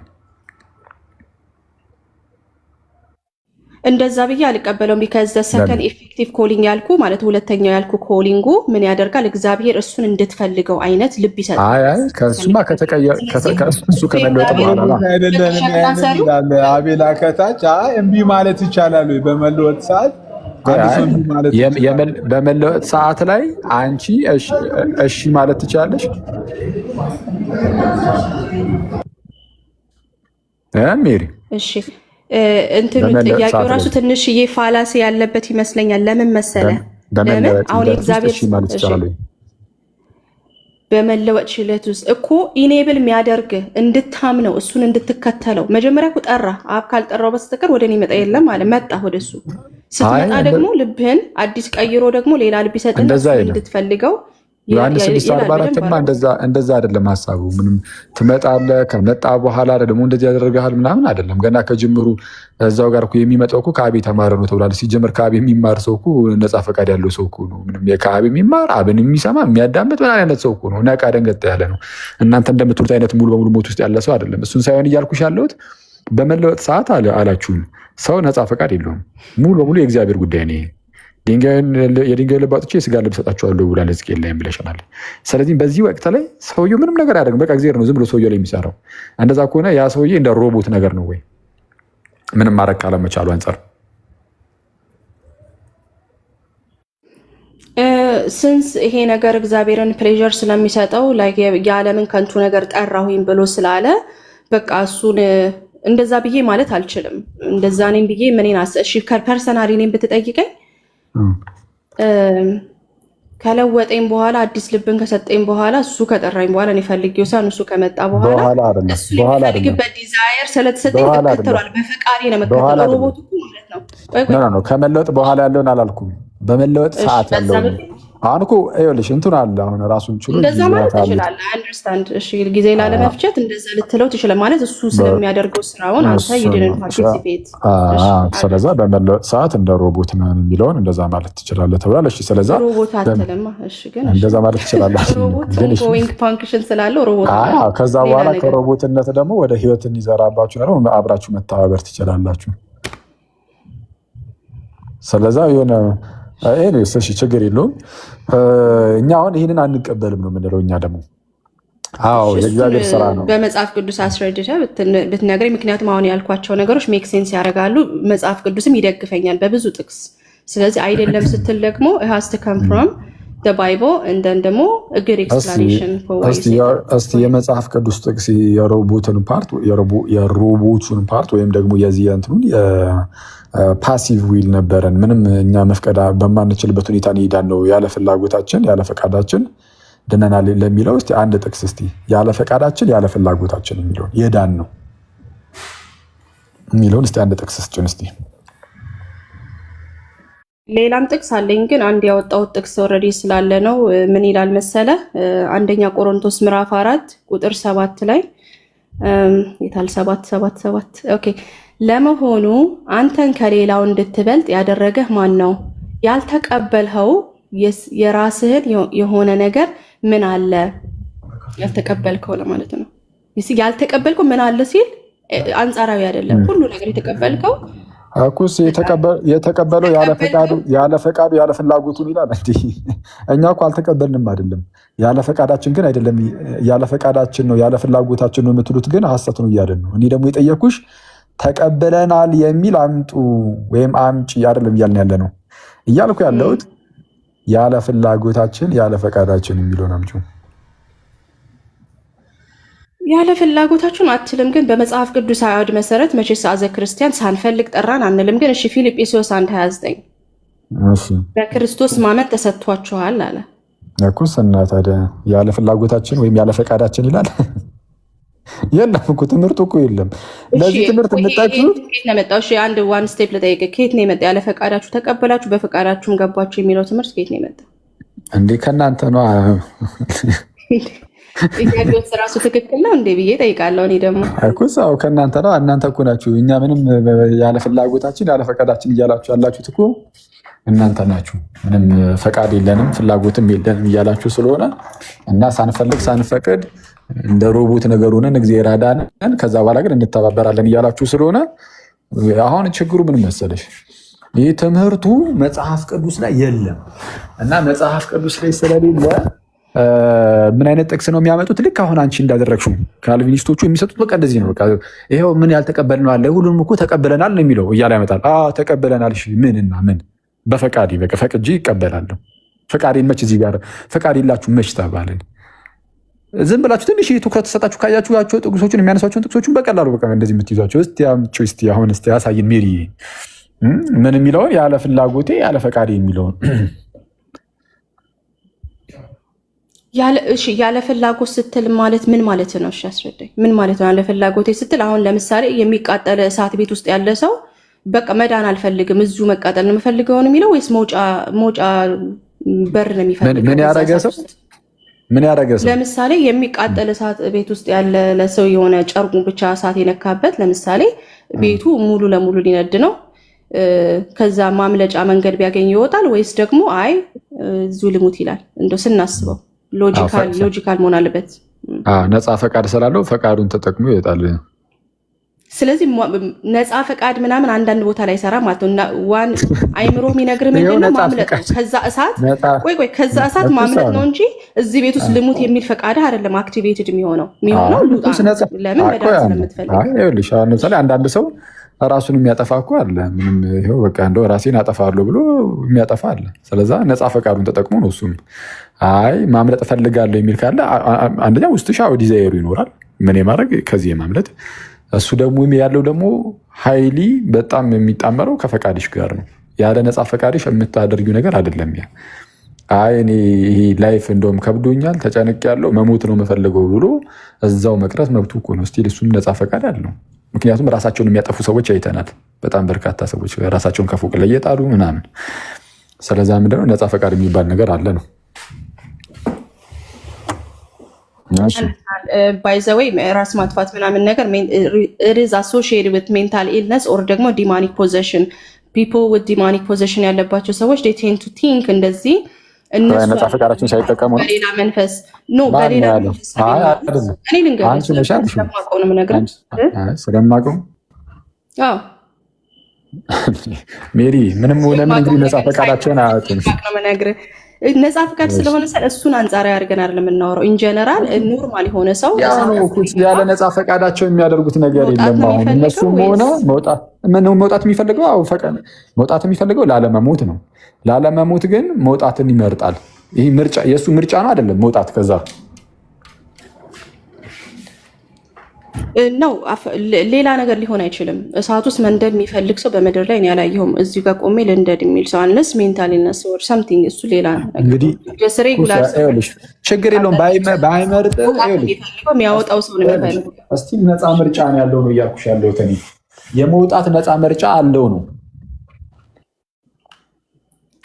እሺ ይሄንን ያመጣሽው ግን ለምንድን ነው እስቲ አብራሪልን እስቲ በዚህ ውስጥ ማርገሽ እስቲ የመጽሐፍ ቅዱስን ነፃ ፈቃድ የለውም ምናምን የሚለውን ከድህነት አንጻር ልታስረጅ የፈለግሽውን አስረጅ እድሉን ልስጥሽ እሺ ጥሩ ምን መሰለ ማንም ሰው ፍርድ ላይ ነው ያለው የእግዚአብሔር ፍርድ ላይ ያለ ነፃ ፈቃዴን ተጠቅሜ ሲኦል ልግባ አይደለም የምትለው እንኳን አይደለም እኛ ደካሞች የሆንን ሰዎች ሉሲፈር እንኳን ኦር ደግሞ የሰይጣን ላይክ የፎልን ኤንጅሎች እድል ቢሰጣቸው መግባት ነው የሚፈልጉት አይደል እንዴ ይሄን መቼስ እናውቃለን ቢካዝ ነው እድል ቢሰጣቸው እሳት ውስጥ ለዘላለም መቃጠል አይደለም የሚፈልጉት ብለዋል እኮ ለኢየሱስ ክርስቶስ ያለ ጊዜያችን ለምን መጣህ ልታሰቃየን ነው ያሉት ለምን they hate መሰቃየት የሚፈልግ ከሰይጣን ጀምሮ አይደለም ልሽ አሁን ለሰይጣን እድል ቢሰጠው ይድናል ያልሽበት ምክንያት እዚህ ይመርጣል ይሄን ምርጫ ያመጣል ያልሽው ኬት ነው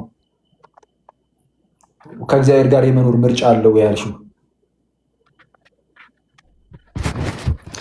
ከምን አንጻር ስትለኝ ከፍርሃታቸው አንጻር አይ ኬት ነው ያመጣሽው ነው እንጂ ኬት ነው ያመጣሽው ከፍርሃታቸው አንጻር ያ ምንድነው ፈርተዋል እንደ በጣም ወደውት ቢሆን ኖሮ መጣልን ሲመጣባቸው የልዑል እግዚአብሔር ልጅ በጣም አስፈሪ ነው የእግዚአብሔር ቁጣ ማለት ነው ዝም ብሎ ምን ቀለ ሰይጣን እንኳን የሚፈራው ቁጣ ነው ማለት ነው ወደውት አላልኩም አይ ወደውት አላልኩም እኔ ወደውት አላልኩም ግን እድል ቢሰጠው ሰይጣንም ይድናል ይጸድቃል ያልሽው ኬት አምጥተሽ ነው አይ እድሉ ቢሰጠው ሰይጣንም ቢሚል ይመስልሃል ወይስ ጭንቀታቸው የተነሳ እኔ እስከማውቀው ድረስ ሰይጣን ኦልሬዲ በቃ ግብሩ ሙሉ በሙሉ እንደዚህ አይነት ነገር ስለሆነ የመምጣት ፍላጎት ይኖረዋል ምናምን የሚል እምነት የለኝም አሁን እዚህ ውስጥ መግባት እንደዛ ሳይሆን አንቺ ስላልሽ አመጣሁት እንጂ እሺ ቶርመንቲንግ ባይሆን ይሄ እሳት የተዘጋጀው ለሰይጣንና ለመላእክቶቹ ነው ኢየሱስ ክርስቶስ ሲል ምንድነው እንደ ቅጣት ነው አይደል እንደ ይሄንን የሰጠው እግዚአብሔር እንደሚያሳምመው ስላወቀ ነው እንጂ የሆነ ገብቶ ሚዝናናበት በቃ በልቡ ትዕቢተኛ ስለሆነ ክብርን የሚሻ ነው ሁሌም እንደዛ ቢሆን እኮ ማለት ነው ለምን ይቅርታ አይጠይቅም ታዲያ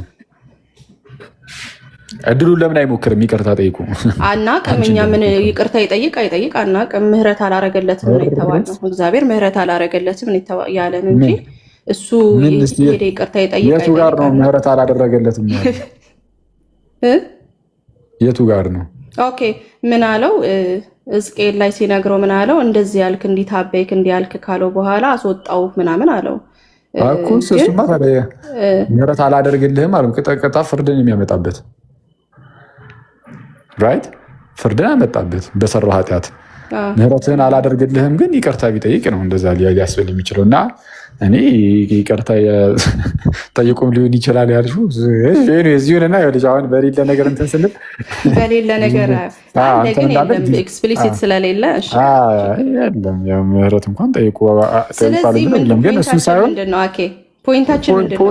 እሱ እንኳን ማንም የእግዚአብሔርን ቁጣ ማንም ሰው አይፈልግም ነው ፖይንቴ።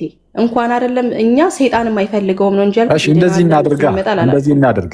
እናድርግ። ለምሳሌ አንድ ሙስሊም ሰው የእግዚአብሔርን ቅጣት ይፈልጋል? አይፈልግም። እነሱ እንደውም ሞር አይፈልጉም። እሺ ካልፈለጉ ለምን ታዲያ ነፃ ፈቃድ? ኦኬ እሺ ካልፈለጉ ታዲያ ለምን አልወጡም? ያላቸው ምርጫ መዳን ብቻ ከሆነ የዚህ ዓለም ገዢ የማያምኑትን ሁሉ አይን አሳውሯል ይላል መጽሐፍ ቅዱስ ሲናገር። ስለዚህ እውነት አልበራላቸውም። የዚህ ዓለም ገዢ እንዳያምኑ አይምሯቸውን አሳውሯል ይላል። እነሱን ብቻ ሳይሆን ክርስቶስን የማያምን ሁላ ማለት ነው። እሺ ክርስቶስን የማያምነውን ሁሉ አይናቸውን አሳውሯል። ስለዚህ ማመን አልቻሉም። የዚህ ዓለም ገዢ አይናቸውን አሳውሯል ይላል። ስለዚህ እግዚአብሔር አይናቸውን ያሳወረው ለምንድን ነው? ስላላመኑ እኮስ እግዚአብሔር አስቀድሞ ስላልመረጣቸው ወይስ? አይ እንደዛ አይደለም የሚለው ቃሉ የሚለው ለምን እንደታወሩ ሲናገር በማያምኑት ላይ ስለሚል እኮ የማያምኑት ሰዎች የማያምኑት ለምንድን ነው? እግዚአብሔር አስቀድሞ ሲመርጥ እነሱን ስለተዋቸው ነው ወይስ አይደለም? ምን ይላል መሰለ ማንም እግዚአብሔር የሚፈልግ የለም ምናምን የሚለው ጥቅስን ታውቀዋለህ አይደለ? ምንድን ነው የሰው ልጅ የአዳምን ኔቸር ስለወሰደ ሲያድግም ደግሞ እውቀት እየያዘ ሲመጣና አደልት ሲሆን በዛው ኃጢአቱ ነው የሚቀጥለው። ወደ ዘቀጠ ኃጢአቱ ነው የሚቀጥለው። ይሄ ኃጢአት አያስቆመውም። ገባ? ስለዚህ እግዚአብሔር ደግሞ ይመርጣላ። እግዚአብሔር ደግሞ ሂዋን ምህረት የሚያደርግለትን እግዚአብሔር ይመርጣል። ሁላችንም ሙታን ነበረን። እኛም አንቺ ለምሳሌ ዳንሽው እግዚአብሔር ስለመረጠሽ ነው። አዎ እኔን ስለመረጠ ምን አደረገ? ከዛ ሁላ ሂሴድ ምህረት አደረገልኝ፣ ፓርደን አደረገ። ሌሎቹስ የቀሩትስ አላቅም፣ ማን እንደሆነ አናቅም፣ የተመረጡትን አናቅም። እኩስ የተመረጡትንማ አታቂም። አዎ የቀሩትስ ምን ሆኑ? የቀሩትስ ወይም ደግሞ ያልዳኑት አንቺን ስለመረጠኝ ዳንኩኝ አልሽ። እሺ ያልዳኑትስ እነሱ ስላልተመረጡ ነው ወይ ያልዳኑት? ኦብቪየስ ነው አይደለ? ግን ለምን እንዳልተመረጡ ግን አናቅም። እሱ የእግዚአብሔር ስለሆነ እግዚአብሔር ነው የሚያውቀው። ስላልተመረጡ ነው ግን ለምን የሚለው በራሱ በእግዚአብሔር ነው። በቃ ከሰዎቹ አይደለም እኮ ምክንያቱም ግን አናቅ በምን ቤዝስ እሱ ከሰዎቹ አይደለም እንደማይመርጣቸው አናቅ። ቢያንስ ይህንን እናውቃለን ከሰዎቹ እንዳልሆነ። አንቺም ሲመርጥሽ እነሱ ሚስተዋቸው ከሰዎቹ እንዳልሆነ ይታወቃል። ምክንያቱም እነሱ ከአንቺ ምንም የተለየ ነገር ስላልነበራቸው ማለት ነው። የላቸውም። እሱ ልክ ነው ማለት ነው። ከሰዎች አንጻር ከሰዎቹ ምንም በቃ ከሰዎቹ አንጻር አይደለም። አንቺም ሄዳንሽው እግዚአብሔር ስለመረጠች ነው። ሙስሊሞችም ያልዳኑት እግዚአብሔር ስላልመረጣቸው ነው እያልሽ ነው ያለሽው። እና ይህንን መጽሐፍ ቅዱስ አይልም ነው እያልን ያለ ነው። እኛ እያልን ያለ ነው ደግሞ ምንድነው? እግዚአብሔር አንቺን ብቻ አይደለም ሙስሊሞችን ማዳን ይፈልጋል። በጣም በሚያስገርም ሁኔታ ማለት ነው። አረብ ሀገራት ላይ ምናልባት ስትሄጂ ወይም ሶማሌ ክልል ምናምን ስትሄጂ አብዛኛው ህዝብ ለምሳሌ ያልዳነ ሊሆን ይችላል። በአንድም በሌላ ምክንያት በሙስሊም ቤተሰብ እየተወለዱ ምናምን ነገር ምናልባት ግን ሄዱ አሁን ወንጌል ምናምን በደንብ የደረሰበት ቦታ ቢሆን ሰዎች ክርስቶስን በማወቁ ውስጥ ምናምን ሰዎች ወደ ድህነት ምናምን ሊመጡ ይችሉ ነበረ። ግን እንደዚያና እንደዚህ ነገር ስላልተፈጠረ እንደዛ ነው። ስለዚህ አሁን ምን ያስብላል? እግዚአብሔር አረብ ሀገራት ላይ እና አንዳንድ አካባቢዎች ላይ ለብዙ ዘመናት ዝም ብሎ ብዙም የመረጠው ህዝብ የለም ያስብላል። ማለት በቃ የሚያስፈሩ የሙስሊም ክልሎች ላይ መምረጥ አይችልም እግዚአብሔር ራሱ። በጣም ይድናሉ። እዛ ሀገር ራሱ በጣም የዳኑ ሰዎች እኔ በጣም እከታተላለሁ። ቴስቲሞኒያቸው ሲሰጡ አይወጡም የተባሉ ሰዎች ሲወጡ አይተናል። 100% ሙስሊም ናቸው እኮ አላልኩም። ለናሙና ያህል የሆነ 3 ሰው እና 4 ሰው ወጥቶ ምስክርነት ሰጠና ከእንደዚህ አይነት ቦታዎች ላይ የሚወጡ ሰዎች ድምፃቸው ስለሚጮህ ምክንያቱም ከእንደዚህ አይነት ቦታ ስለሚባል ማለት ነው 3 ሰው 4 ሰው ወጣ ተብሎ እንደዛ እኮ ልትይ እኮ አትችይም። አብዛኛው ቦታ ላይ እንደዛ ነው። አብዛኛዎቹ 90% ሙስሊም ሊሆኑ ይችላሉ ምናምን ነገር የሆነ አካባቢ ላይ ደግሞ ጭራሽ ክርስትና ያልገባበት አካባቢ ደግሞ ይኖራል ምናምን እና እዛ አካባቢ ላይ ሰምሃው የለም የሆነ እስልምና በጣም እንትን ያለበት ቦታ ላይ እግዚአብሔር ብዙም ሰዎችን አይመርጥም። ያንን ክልል ገንቱ ላይ አይገባም። ያንን በደንብ አሁን ለምሳሌ እንደዚህ ላድርግልሽ። ኢትዮጵያ ውስጥ በጣም በርካታ ክርስቲያን አለ። ኢትዮጵያ ውስጥ የመረጠውን ህዝብ ያህል አረብ ሀገር ግን መምረጥ አልቻለም እግዚአብሔር። ለምን? በቃ የሙስሊም ሀገር ነው። የሙስሊም ሀገር ላይ እንደፈለገ መሆን አይችልም እግዚአብሔር ያስብላል። እናንተ የምትሰብኩት አምላክ ኢትዮጵያ ሲሆን የክርስቲያኖች ሀገር ነው ቀድሞውንም። ስለዚህ አሁንም ብዙ ክርስቲያን አለ። ስለዚህ ኢትዮጵያ ላይ ሲሆን ብዙ ሰዎችን መምረጥ ይችላል። ስለ እናንተ አምላክ ነው እያወራ ያሉት፣ ስለኛ አምላክ አለ። የሙስሊሞች ሀገር ግን ድንበር ጥሶ ገብቶ ልክ እዚህ እኛ ሀገር ላይ ኢትዮጵያ ላይ መስራት የሚችለውን ያህል እዛ መስራት አይችልም። አሜሪካ ላይ መስራት የሚችለውን ያህል አረብ ሀገራት ላይ ገብቶ መስራት አይችልም። በዛ ደረጃ ማለት ዲግሪው ይለያያል። አይችልም ያስብላል፣ አቅም የለውም ያስብላል። ግን እንደዛ አይደለም። በቃ ሰው ይሰማል፣ ሰምቶ ነፃ ፈቃድ አለው፣ ያመነ ይድናል። አረብ ሀገር ላይ ያለ ሰው ይሰማል፣ ካመነ አመነ ነው። ከበፊት ጀምሮ የያዘው እምነቱ የቤተሰቦቹ እምነት ያዝ አድርጎት አላምም ካለም ደግሞ ይሞትበታል። ስለዚህ ሁሉ ነገር የሚጣሉ በማን ላይ ነው? በሰዎቹ ላይ። ይሄ ምንድነው? የሚጣፉትም የሚድኑትም የሰዎቹ የራሳቸው ነፃ ፈቃድ እንጂ እግዚአብሔር በተመሳሳይ መልኩ በየቦታው እንደዛ ነው። ተመሳሳይ ነው። ትክክል። ከታች ህንድ ሀገር ደግሞ ስትሄድ ሂንዱ ይበዛል ምናምን እየተባለ ነው። ትክክል ነው። ወደ ተለያየ አካባቢ ስትሄጂ በቃ እንደዛ ነው። እና አምላክ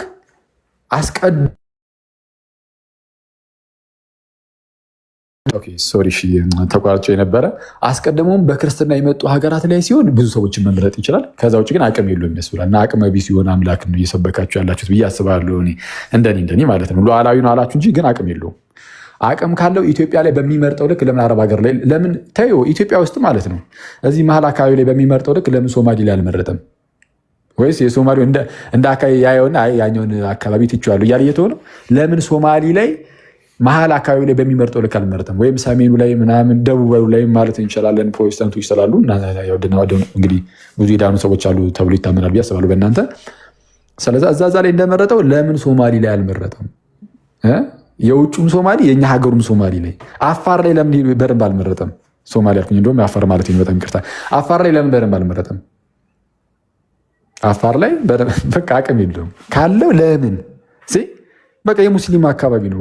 አጋጣሚ ሆኖ በሆነ አጋጣሚ ከሆነ ሰዓት ጀምሮ ሙስሊሞች በጣም እዛ ላይ እንትን ስላሉ ሰዎች በቀላሉ ክርስቲያን መሆን አይችሉም። እና ሉዓላዊ ነው በጣም ሀያል ምናምን ትላላችሁ እንጂ አቅመ ቢስ ታደርጉታላችሁ አምላክን ብዬ አስባለሁ። እና መጽሐፍ ቅዱሳችን ግን ድህነት ለሰው ሁሉ መጥቷል፣ ሰዎችን ሁሉ የሚያድን የእግዚአብሔር ጸጋ ተገልጧል ተብሎ ተነግሯል። ይህንን የተገለጠውን የእግዚአብሔርን ጸጋ ደግሞ የሚቀበል ሁሉ እርሱ ይድናል። ኢትዮጵያዊ የለም፣ ሶማሊያዊ የለም፣ የአፋር ማን ነው? ይቅርታ ሶማሌ የውጭን ሶማሌ ማለት ነው ትላል። ኢትዮጵያ ውስጥ ሰሜኑ የለም። ኧረ ልልበስ እና እሺ እንትን ጎንደር ሰሜኑ የለም፣ ምዕራብ የለም፣ ምንድነው ምስራቅ የለም፣ ደቡብ የለም ምናምን፣ አፋር የለም፣ ጎንደር የለም፣ ደቡብ የለም ምናምን። በቃ ለሁሉም የሆነ የእግዚአብሔር ጸጋ ተገልጧል። ሶማሊ ላይ እና አፋር ላይ ቀዝቀዝ የሚል ጸጋ የለም፣ ሰዎቹ ካልፈለጉ እንጂ በስተቀር ማለት ነው። አፋር ላይ ቀዝቀዝ፣ ሰሜኑ ላይ በርታ የሚል ወይም ደቡብ ላይ በርታ የሚል የለም። ኧረ እዚህ ጋር ሊገል ቻው። በቃ ጋይስ እዚህ ጋር በጣም ተያዝኩኝ። ልወጣ ነው። በቃ እናወራለን።